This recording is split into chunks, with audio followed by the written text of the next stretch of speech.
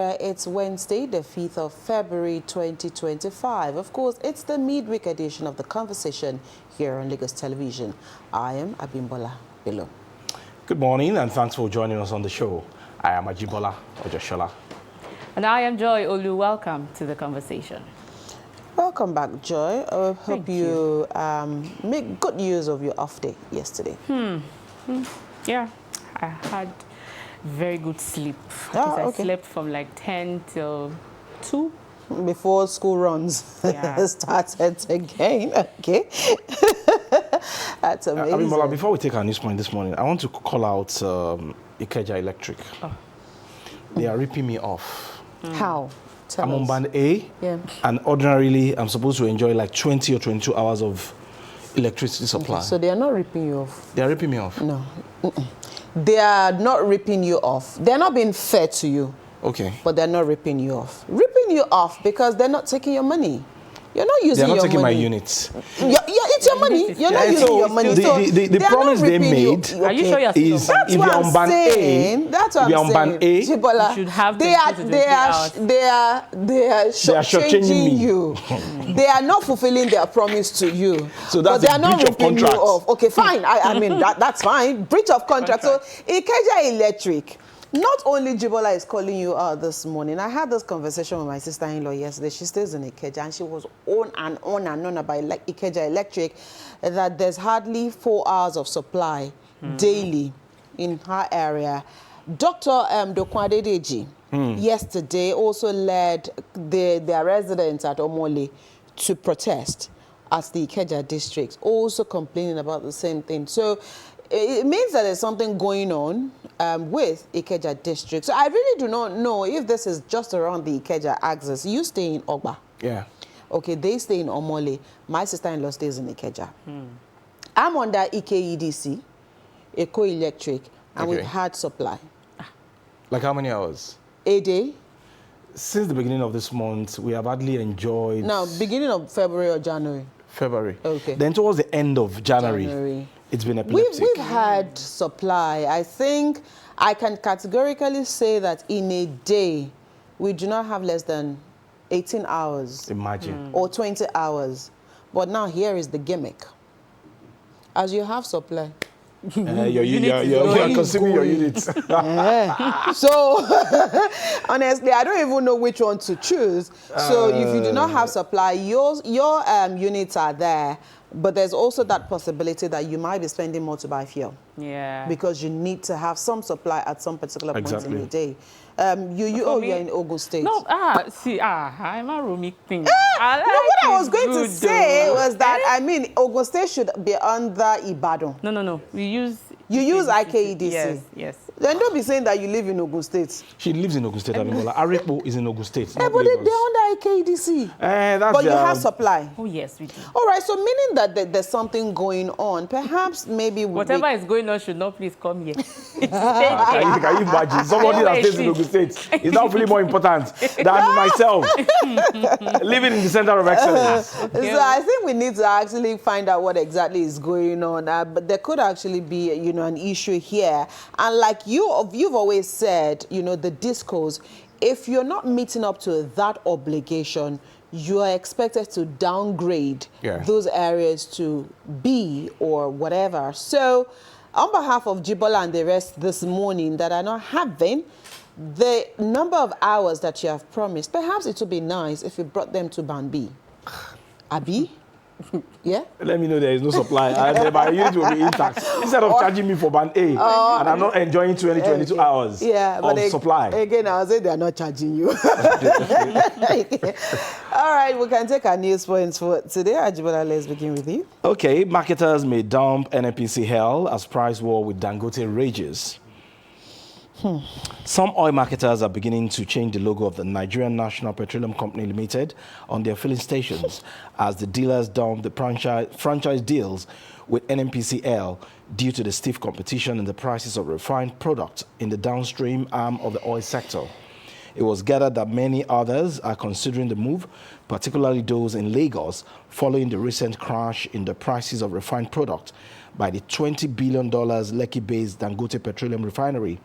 Already, some dealers that used to have the NNPCL logo on their filling stations located around Wawa on the Lagos-Ibadan Expressway, as well as Ibafo, still along the busy road, have dropped the name of the national oil firm.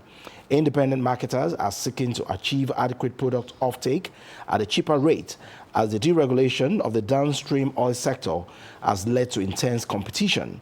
Many filling stations formerly affiliated with the National Oil Company are now being renamed and rebranded under the ownership of private oil marketers, particularly those in Lagos and surrounding states.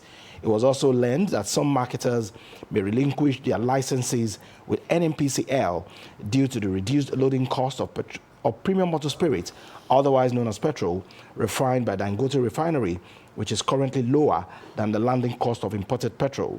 It was reported that the petrol price war was reignited in the sector recently after the Dangote Petroleum Refinery slashed its loading cost to 890 naira from 950 naira per litre. Dealers explained that the rebranding of the filling station is a tactic by the marketers to pick up cheaper product from the Dangote Refinery and other import sources at a cheaper rate. This assertion was confirmed by the National Publicity Secretary of the Independent Petroleum Marketers Association of Nigeria, Chinedu Ukadike, during an interview on Tuesday. According to him, a franchise license in the oil sector refers to an official authorization granted to an individual or company to operate a business or distribute products under an established brand or system within the oil sector. The joy of the regulation. The market is so free now. Yes. So you can buy wherever it is cheaper for you. Of course. It is. That's it business. Is. But the question is, if they were to stop using the logo of the NNPCL, what will they pick up? That is what we don't know. Or maybe they are likely to put... This morning on my way to the office, I saw unfold. that one at Wawa. I was on the lookout and The I name saw has it. changed. They've removed the... So The they logo. are The working logo is on. no longer They're there, working on but something they- else. yeah, they're So working on something else. so here's the deal, and I think this should also be a signal to the NNPCL. So if you are an off-taker with Dangote, and then you're still selling at a higher price, what is going on? And if you also look at the tone of that story, why would NNPCL still be selling imported fuel? If you're getting fuel from Dangote. So it means that, again, there's a whole lot of Shady deals. Yeah. I was trying To avoid shady. There are a lot of deals happening in that sector. But again, here is this thing. And I think, like we said, Dangote is a businessman. If he sells in volume, he will break through. So the more people he can actually win to his side, the more prosperous his business is, and the more crude he will refine. Yeah. So NNPCL needs to do the needful here. If you are buying from Dangote at that price, why are you still making it look like you're doing Nigerians a favor? It is not a favor now. As of this morning, the NNPCL filling station, 960 is what they are still selling. Not even 950. 960 is Imagine. what they are selling. So why would I say something of 960 and something of 890? Then I'll go and buy something Max of Carton in 900. And then I'll go and buy at 960. Except, of course, if, the queue in those 900 is really bad and I can't wait and there's no queue on 960, I'll say, okay, that's fine. But, I mean, it's just a case of common sense. Common sense, yeah. Which sometimes is not so common anyway. But the NNPCL needs to look into this particular issue and, address it as fast as possible. And that's why we should commend this federal government. The market is so liberal now. It is. Yeah. And it with is. time, the prices will still come down. It will get better. And the competition, will also get better. Right, let's take the second story this morning. FG approves 452 billion naira for 14 roads. The federal government has approved 452 billion naira for the construction and rehabilitation of 14 major roads across the country as part of the Renewed Hope administration's comprehensive infrastructure initiative. The Minister of Works, Dave Umahi, made the announcement following the 23rd Federal Executive Council meeting at the Aso Rock Villa, Abuja, yesterday. Umahi explained that this project spans several states and the funding will be used to expedite their completion and improve nationwide connectivity. Among the approved project is the 22 billion naira Agale-Kacha-Baro Road in Niger State, Cross River State Ojokpani Junction, and the central section of the Calabar-Ikom-Ogoja Road will also undergo rehabilitation. Other projects include the Ajaokuta-Ajibo-Iyanomosa Road in Ogun State and the Inoma-Iyaka-Abaji section of the Ibaji-Odulu-Ajibu Road in Anambra, as well as Umuahia-Ituano-Ikotekpene Road. Of course, other road projects are also stated here. And the beauty of this is that the minister also noted that 30 billion naira will be allocated to the Lagos-Ibadan road project to finalize the Lagos-bound stretch. The FEC also approved several water infrastructure projects aimed at bolstering water supply in Abuja and its surrounding areas. Well, the thrust of the story here is the fact that 14 states across Nigeria will be undertaken by the federal government of Nigeria.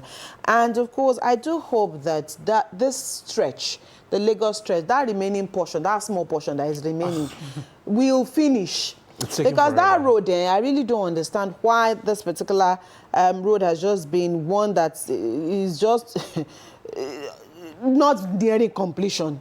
But now that money has been earmarked again, we do hope that this project, will be expedited and we can, get it fast and done with. Well, Minister Umahi, one of the ministers that we also say is working, we just do hope that all of these things would, be done in record time. And road is a critical infrastructure to development. We just hope that when these roads are completed, Nigerians will be civil enough to maintain these roads. Yeah, agreed. Right. Over here in Lagos, Sanwo-Olu unveils Purple Lekki project. Governor Babajide Sanwo-Olu has inaugurated Purple Lekki, a new urban development project in Lekki Phase 1, announcing the project on his X handle. Sanwo-Olu described Purple Lekki as a testament to Lagos' position as a hub for urban renewal and community development. Quoting him now, Purple Lekki shows Lagos State as a hub for urban renewal and the creation of vibrant communities that foster economic growth and improve the quality of life for our citizens. He said he hailed the developers and stakeholders for their dedication in transforming the project from concept to reality, stressing that such initiatives made Lagos more attractive to residents and investors. Purple Lekki development is expected to boost commercial activities, provide modern living spaces, and create job opportunities, aligning with the state's broader urban developmental goals. Mr. Governor, Mr. Project, always doing wonders in Lagos. Yeah. End of story. End of story. Mr. Infrastructure. Lagos is known for that, and we just hope that all of the infrastructural renewal initiative of Mr. Governor and that of Lagos State will see the light of day. It's one thing to conceive a project; it's another thing for that project to actually see the light of day. But of course, we've seen the blue rail, we've seen the red line. Hopefully, the purple line, will also come to fruition in no distant time. Let's quickly run through our hashtag for today. Time is fast spent. Our guest is waiting already.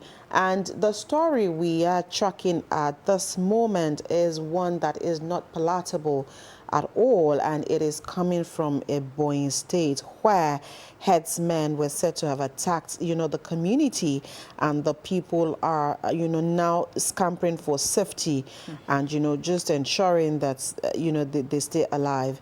Ajibola Joy, in this time when we thought that, we were over these headsmen issues. It's quite unfortunate looking at the number of people that were killed, and the response time for the security agencies was not so impressive. And you cannot blame these people for scampering for safety. They have to, take care of their families. take care of their properties. But we hope that our security agencies will be able to do the needful on time and, of course, curb this before it escalates to other parts of the state. Yeah. Is there a way that the government can find a solution to this herdsmen's issues? It's a big issue, but I mean, we just hope that the right things will be done, and of course, the missing people in the area will also be found, because you know, like the Yorubas will always say, it's best you know that somebody is dead than to know that the person is missing. Lost, yeah. Yes, okay, we'll take a quick break. When we return, a conversation will be here, part one of the conversation. Today, we're looking at smart and safe road practices, and of course, we'll be engaging the sector commander of the FRSC here in Lagos on the program today.